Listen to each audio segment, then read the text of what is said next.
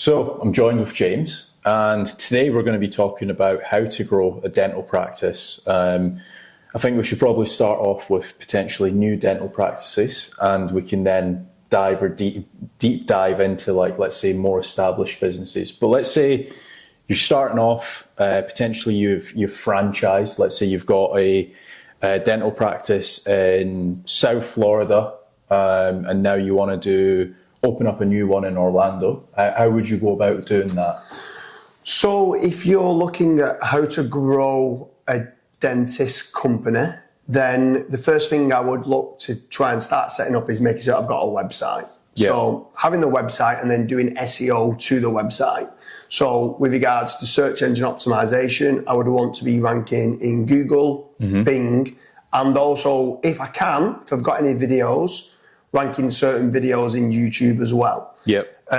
So videos could be either of the actual dental practice itself, showing the facility, showing the cleanliness and stuff like that. It could be of certain testimonials from clients saying what an amazing job if they did teeth implants and stuff like that. I try and get all that.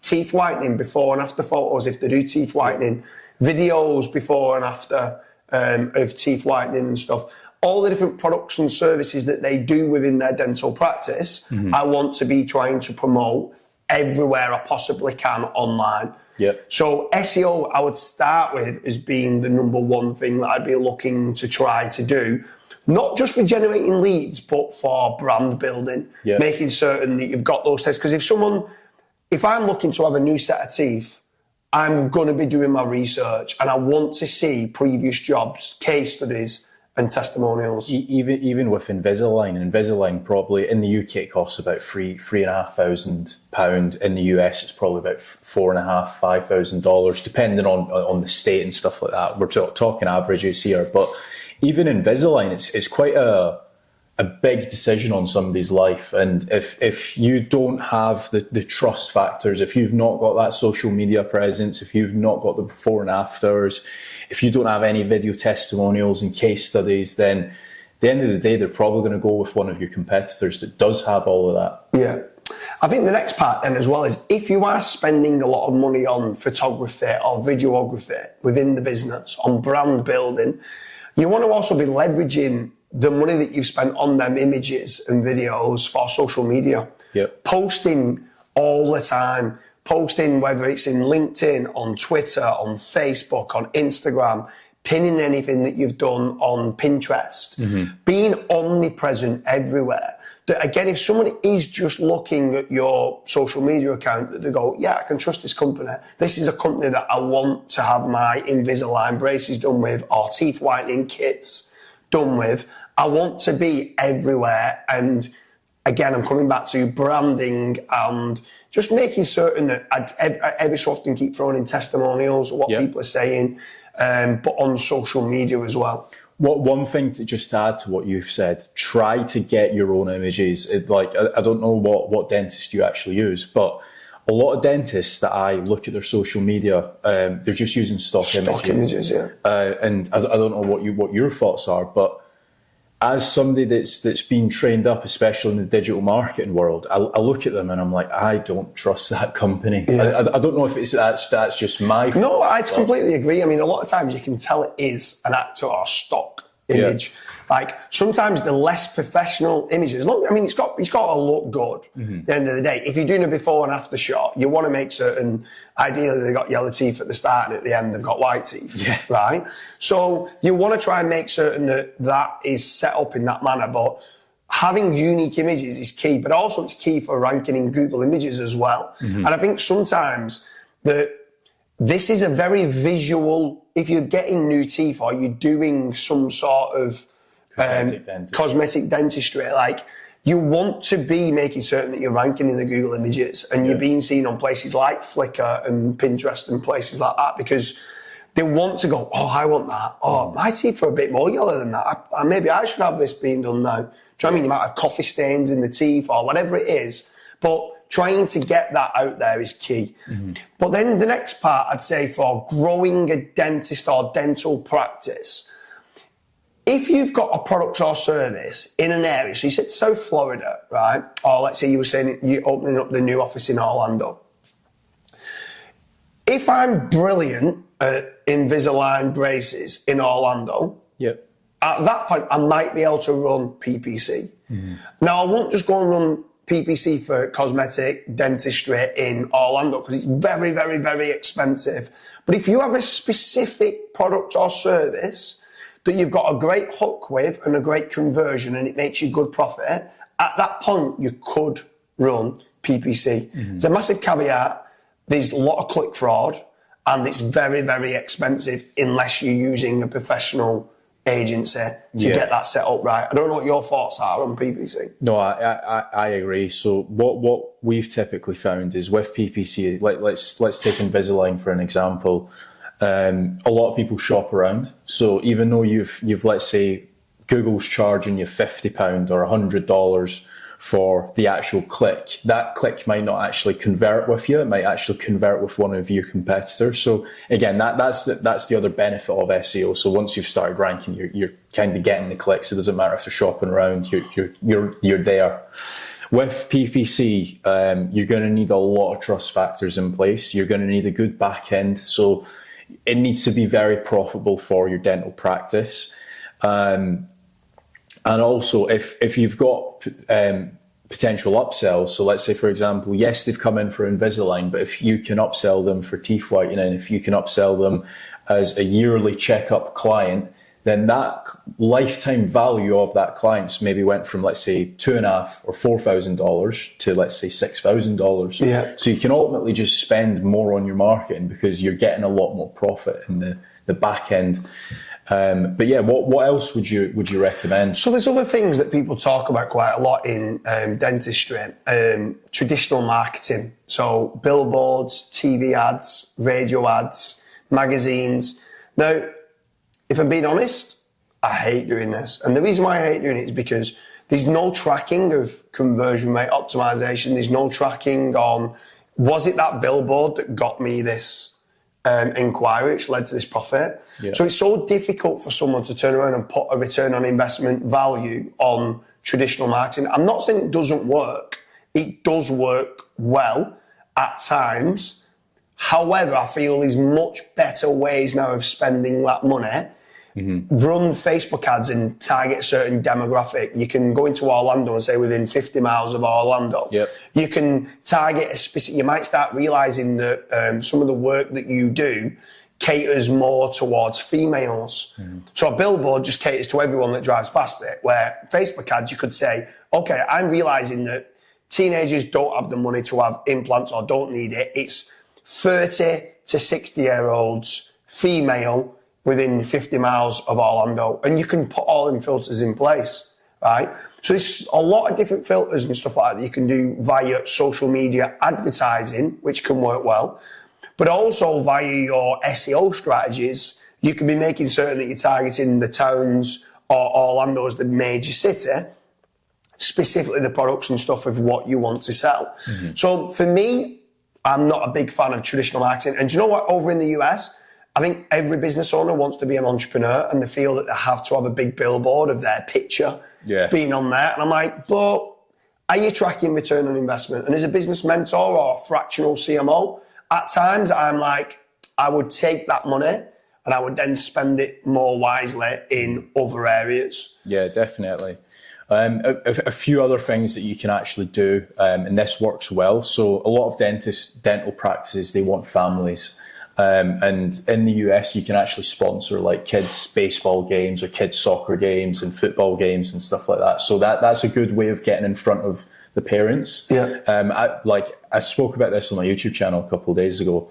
I remember when I was in high school, there was actually a dental practice that came in and they were like telling us how to like brush your teeth and what sweets you should avoid and what fruits and stuff like that you should eat. You could do something like that. I personally don't think that works as well because you're in front of the kids. They're not the actual decision makers. But again, you can test that out.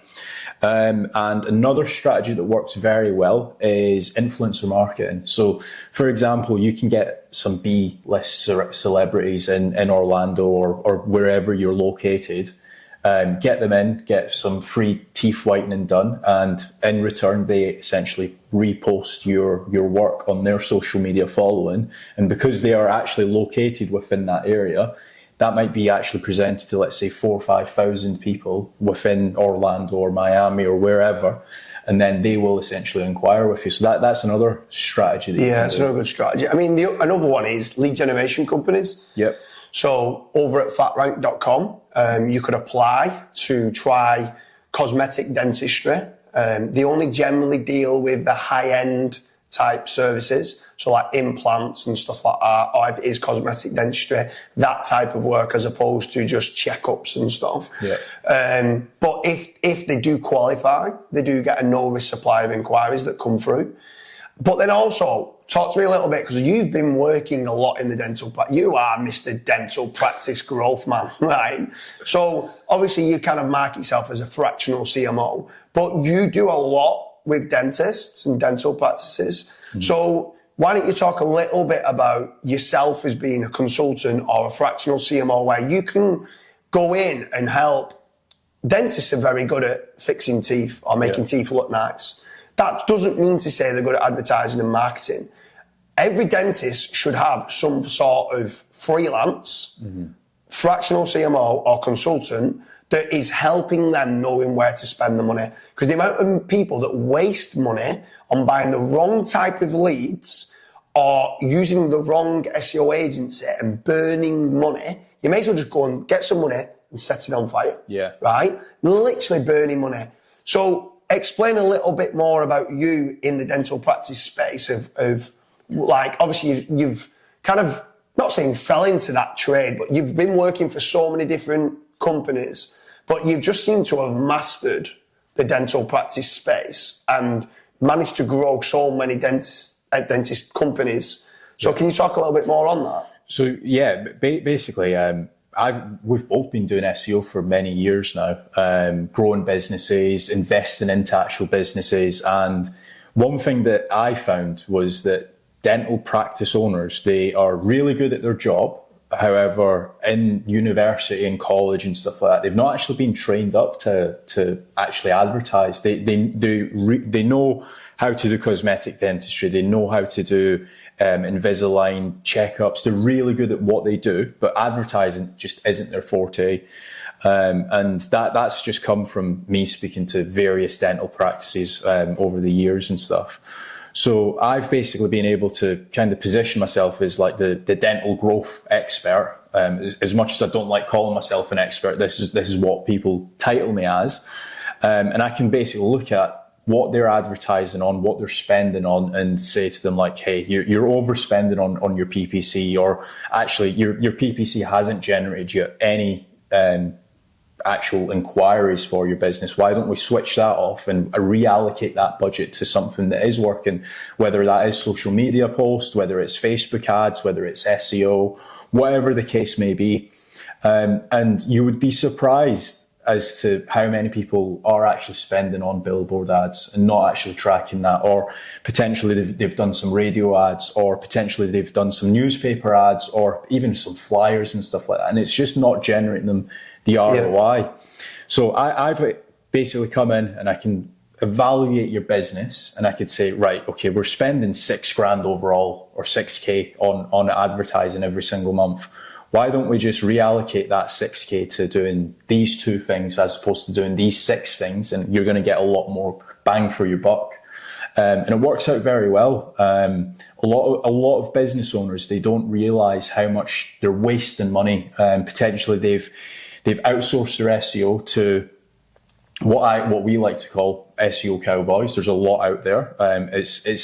It's quite disheartening to say that, because SEO can work for a lot of businesses, but if you're not correctly vetting, or if you don't know how to track the KPIs in SEO, you can get essentially taken for a ride for a lack of terminology. So I think that it's kind of a win-win, really. So if there is any like dentist business owners now that are saying, I like this video, I'm looking to grow, how can they initially contact you? Like, how do they get hold of you to say, do you know what, I want to book a strategy session with you, and I want you to look at my business wherever it's based, and this is what we do, and this is what we're spending money on now. And they can listen, they can not listen, but obviously you're going to come along as a fractional CMO. So that's a CMO that understands all angles of marketing, and you can give your honest opinion if I think you're overspending here and you're not spending enough in a certain place. And the good thing is that these business owners, they should be setting KPIs, even on yourself. If they came to you, right, as a consultant and said, we're spending £10,000 a month and we're getting this amount of clients, and you was to turn around and say, well, I think you should allocate some of the budget here, you need to be showing them that you're getting more than what there was the previous months. But how can a dentist or a dental practice get hold of you to initially have this strategy session? Just go over to my website, kasradash.com, or check the link down in the description as well. So if anyone is looking to grow the dental practice, first and foremost, I'd strongly recommend booking a call with Kasra. Kasra can go through everything that was spoken about in this video of how to grow more dentistry leads. But then it's not just about the volume of leads. It's trying to build and improve upon that average transactional value and lifetime value of existing customers. Obviously, you've got an amazing CRM system in there as well. For some dentist companies that might want to be using that can do text message follow-ups, email follow-ups, even WhatsApp follow-ups and stuff like that. These people, like you said, they're brilliant at fixing people's teeth and working on cosmetic dentistry, but they're not marketers. And this is where you can come in. So head over to kasradash.com or check out the link in the description.